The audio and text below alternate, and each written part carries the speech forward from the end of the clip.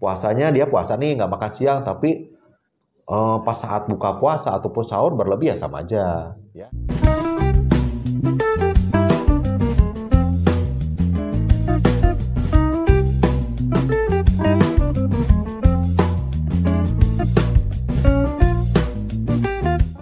Halo sahabat Hermina, selamat siang. Perkenalkan, nama saya Dr. Rian sebagai moderator ya. Kemudian selanjutnya ini Dr. Rian, spesialis penyakit dalam sebagai narasumber.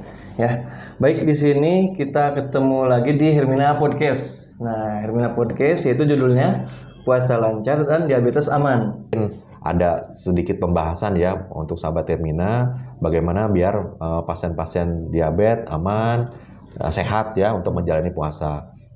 Mungkin pendahuluan bahwa memang pasien-pasien diabetes di perkotaan nanti dari WHO tuh tahun 2025 sejumlah mungkin sekitar 14% lah ya di perkotaan tuh yang menyandang pasien diabetes ya. Itu yang umat muslim ya, saya bicara umat muslim ya. Dan untuk di pedesaan sekitar 7,2% lah, 2 sekian ya itu menyandang pasien-pasien DM ya.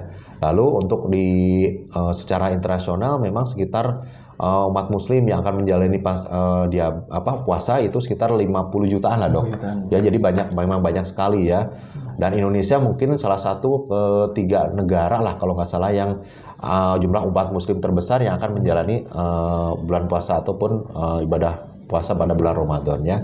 Oleh karena itu sangat-sangat penting ya informasi maupun edukasi untuk yang bisa didapatkan pada pasien-pasien diabetes untuk puasa.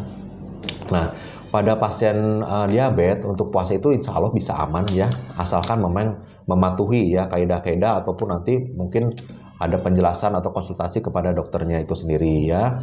Dan memang itu untuk bisa enggaknya berpuasa kan memang tergantung diri sendiri yang pertama ya. Lalu untuk salah satu rukun Islam ya yang akan mewajibkan pasien diabetes, pasien umat muslim untuk melakukan puasa.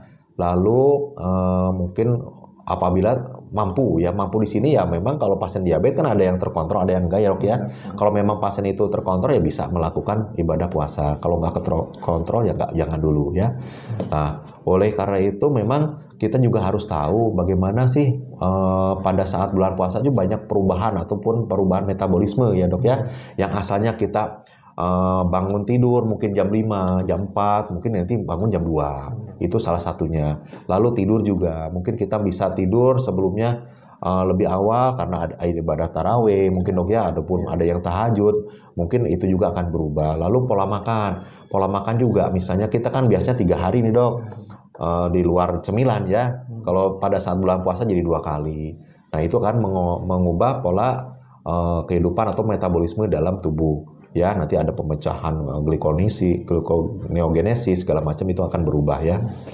Nah, di sini yang perlu kita tahu juga memang pasien-pasien diabetes juga harus tahu resikonya. Apa sih yang bisa menimbulkan resiko ataupun akibat dari puasa ini pada pasien diabetes. Yang pertama mungkin hipoglikemi. Hipoglikemi itu adalah kadar gula darah kurang dari 60 biasanya dok ya. Nah, itu memang harus digaris bawahi ya, ataupun malah sebaliknya hiperglikemi ataupun misalnya dehidrasi. Nah itu bisa terjadi pada pasien diabetes yang melakukan puasa ibadah Ramadan itu. Nah adapun apa sih ciri-cirinya, misalnya ada yang menanyakan ciri-cirinya hipoglikemi untuk pasien diabetes, pasti insya Allah udah tahu ya, misalnya nih rasa lapar ya berlebihan, keringat dingin mungkin ya, gemetaran, terus berdebar gitu ya, ataupun lemas, itu mungkin ciri-ciri hipoglikemi. Nah itu biasanya pada terjadi pada saat puasa, ya tentu harus buka puasa gitu ya. Lalu hiperglikemi malah sebaliknya ya, hiperglikemi bisa juga nih kok lemes banget nih. Jadi pada pasien diabetes kadang-kadang bukan hipoglikemi tapi hiperglikemi juga sama ya. Ada rasa lemas, misalnya kok pipisnya jadi tambah banyak nih, ataupun misalnya haus terus. Nah itu mungkin pada saat diabetes yang hiperglikemi ya, hampir-hampir sama dengan klasik dari keluhan-keluhan klasik dari diabetes ya. Lalu dehidrasi pada saat puasa ataupun nggak puasa sebetulnya ya, pada saat hiperglikemi biasanya pasien dehidrasi. Ciri-cirinya sama aja ya, misalnya haus, terus akralnya dingin atau misalnya kulitnya kering ya, kulit kering, haus terus, lemas, kurang konsentrasi, itu mungkin pada saat terjadi dehidrasi. Nah, itu harus tahu ya pada saat puasa, hal-hal itu yang perlu kita tahu. Nah, terus gimana dok? Saya takut nih. Ya nggak usah takut. Kalaupun memang pasien itu misalnya nih pasien diabetes yang sudah terkontrol, itu sangat-sangat boleh. Ya, yang tidak boleh itu pasien diabetes kalau puasa apabila dia memang sukar ataupun susah mengendalikan makan. Ya, dietnya dia belum teratur nih. Ya, disuruh nggak makan ini, nggak makan itu, tetap aja ya dietnya nggak secara bagus ya. Lalu obat, disuruh minum obat dia nggak minum gitu ya, ataupun dia disuruh suntik dia nggak mau. Nah, itu memang nggak boleh dulu ya melakukan ibadah puasa pada bulan Ramadan ya. Lalu yang berikutnya mungkin beberapa kali dia mempunyai riwayat hipoglikemi, yaitu misalnya tahun 2002 pernah dia puasa terjadi hipoglikemi, 2003 juga pernah terjadi hipoglikemi. Nah, itu mungkin kadar gulanya memang belum terkontrol ya dok ya, apakah dia memang kurang makannya malah justru, atau obatnya masih dosisnya terlalu besar, itu bisa terjadi.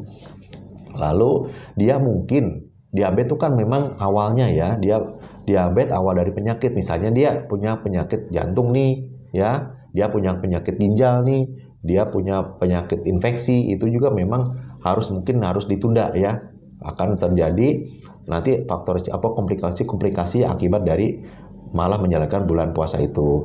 Lalu ibu hamil. Nah, ibu hamil biasanya pada pasien diabetes, ibu hamil namanya DM gestasional ya, itu biasanya memang pakai insulin nih. Nah, itu juga memang harus diperhatikan apakah bisa enggak ya, nanti harus konsultasi dulu ya, bagaimana ibu hamil yang bisa menjalani puasa atau enggak, itu memang harus diperhatikan.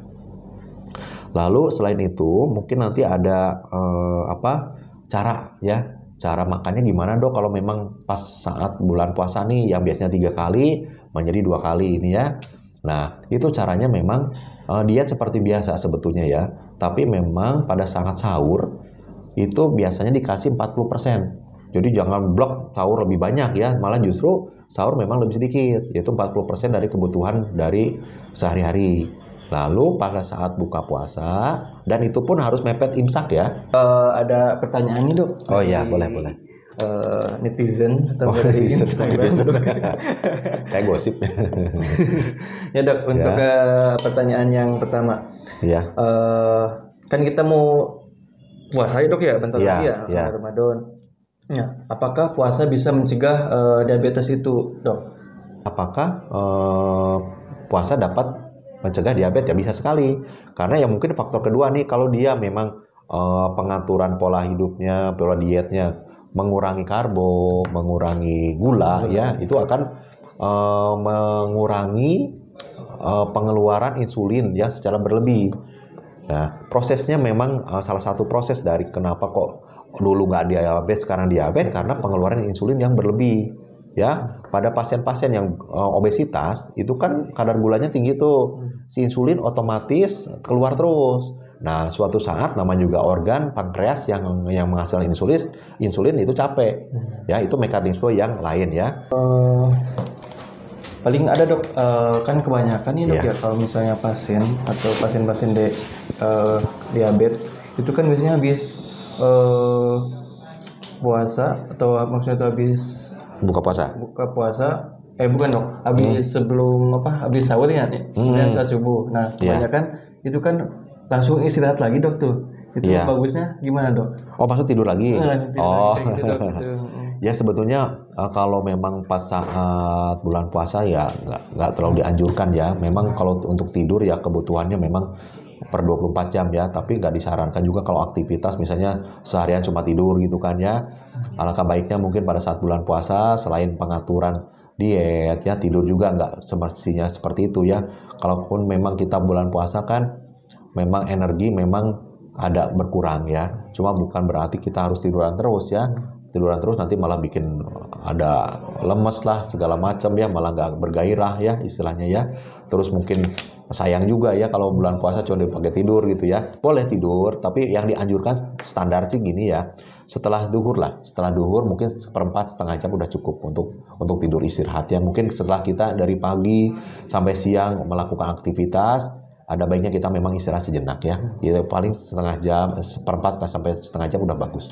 Ya jangan terlalu. Nanti kalau tidurnya pagi banyak juga nanti malam nggak bisa tidur. Ya malah nanti mengubah ini pola tidur ya. Kalau pagi tidur terus nanti malam malah nggak tidur ya. Nanti malah keburu sahur, jadi tidurnya pagi terus siklusnya nanti nggak malah kurang bagus ya. Jadi tidur semestinya aja. Benarkah dengan puasa bisa menjaga kestabilan gula darah dok? Ini pada pasien yang nggak kencing manis dok, nggak DM gitu dok, nggak diabetes. Oh ya, sebetulnya yaitu karena kita punya insulin ya. Insulin tuh memang keluar pada saat dibutuhkan. Kapan dibutuhkannya? Pada saat gula masuk, ya. Nah itu kalau bulan puasa dapat menghemat nih, istilahnya kita nggak makan nih, jadi malah istirahat nih pankreasnya, insulin nggak terlalu banyak keluar gitu ya.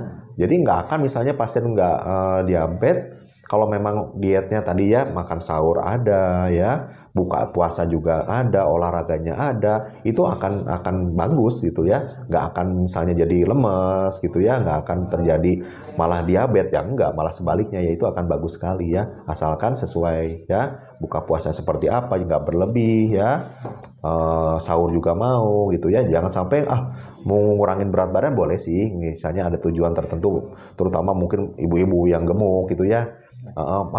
Puasa makanya sekali ya, kalau bisa sih enggak ya, jadi tetap sahur itu mencegah hipoglikemi memang ya. Selanjutnya ini dok, bagaimana tips dan triksnya tuh dok supaya tetap sehat puasa bagi penderita kencing manis dok? Oh ya, tadi juga memang sudah dibahas ya, tipsnya hampir sama ya, bahwa kita diet juga harus bagus ya. Jadi diabetes tuh bukan berarti kita nggak boleh makan sebetulnya ya. Jadi pengaturan makan ya, pengaturan makan. Jadi kalau memang di literatur memang kebutuhan kalori yang harus dibatasi. Jangan sampai kita memang kekurangan kalori marah ya. Pasien diabetes banyak yang kurus dok. Yang kurus gimana caranya? Harus makan yang bagus ya. Nggak semua pasien diabetes nggak boleh makan ya. Malah pasien yang kurang dari body mass index-nya ya, misalnya 150, kalau hitungannya kan 50 cm, dia harus berat badan 50 nih. Ada pasien-pasien diabetes yang malah 40 kilo. Saya suruh makannya bagus ya, dengan catatan sesuai porsi. Ya, porsinya kalau misalnya laki-laki kan dikali 30 ya, 30 kalori, misalnya dia berat badan idealnya 50 nih. Berarti kebutuhan kalorinya berarti 50 kali 3, berarti 1500. Nah, diusahakan bahwa pasien itu pengaturan pola makannya 1500 kalori. Nanti mungkin bisa dijelaskan atau dicari ya, 1500 kalori untuk pasien diabetes itu apa aja ya. Kadang-kadang pasien nggak ngerti, pasien diabetes pokoknya jangan makan nih, ya jangan salah ya. Itu memang malah jadi kurang bagus ya untuk pasien pengontrolan gulanya ya. Jadi untuk pasien-pasien diabetes pada yang menjalankan puasa harus tetap yang tadi itu makan sahur ya, jangan terlalu lama dari imsak ya. Terus tadi nutrisinya atau pola makannya misalnya 40% dari kebutuhan kalori ya untuk yang sahur. Lalu untuk yang buka puasa itu 50% ya untuk dari kebutuhan kalori. Lalu 10% lagi dimasukkan atau dimakan setelah sholat tarawih. Jadi bisa untuk minum ya 6-8 gelas lah yang standar ya, dari buka puasa sampai makan sahur gitu ya. Olahraga tetap, itu tipsnya ya, olahraga tetap, tapi olahraga jangan terlalu yang berat ya. Mungkin kemarin olahraganya berat, misalnya 3-4 kali dalam seminggu, ya mungkin dikurangin, diganti olahraga yang nggak terlalu berat. Itu pun kalau memang harus dilakukan olahraga berat, dilakukan pada saat malam hari gitu ya. Yang pagi-pagi yang kecil-kecil aja, misalnya jogging lah, apakah senam lah, itu bisa dilakukan ya. Itu mungkin tipsnya ya. Nah, yang satu lagi obat-obatan ya, obat-obatan nanti mungkin bisa disimak bahwa ada pengaturan dosis ya, lebih banyak ke pengurangan dosis ya, yang dari 3 kali 2 kali, 2 kali jadi sekali, yang 10 jadi 8 gitu aja ya. Iya. Baik sahabat Hermina ya, jadi pada penderita atau pasien-pasien kencing manis yang tadi udah jelaskan dengan Dokter Rian, spesialis penyakit dalam, tadi udah sangat jelas banget ya. Nah, untuk jangan lupa untuk melakukan tips dan triknya ya yang tadi udah jelasin juga. Semoga ibadah puasanya nanti aman, stabil ya, dan lancar juga. Amin, ya. amin. Baik, untuk jadwal spesialis Dr. Rian, spesialis penyakit dalam ya. Untuk jadwalnya itu Senin sampai Jumat jam 8 pagi sampai jam 4 ya. Nah, untuk Sabtu jam 8 sampai jam 2. Oke. Baik, terima kasih. Ya, sama-sama ya. Mudah-mudahan ya. mudah-mudahan pada penderita terutama atau penyandang diabetes puasa tahun ini lebih bagus dari tahun kemarin dan tidak ada sesuatu kendala ya. Jadi tubuh tetap sehat ya. Mungkin ibadah juga tetap lancar gitu ya.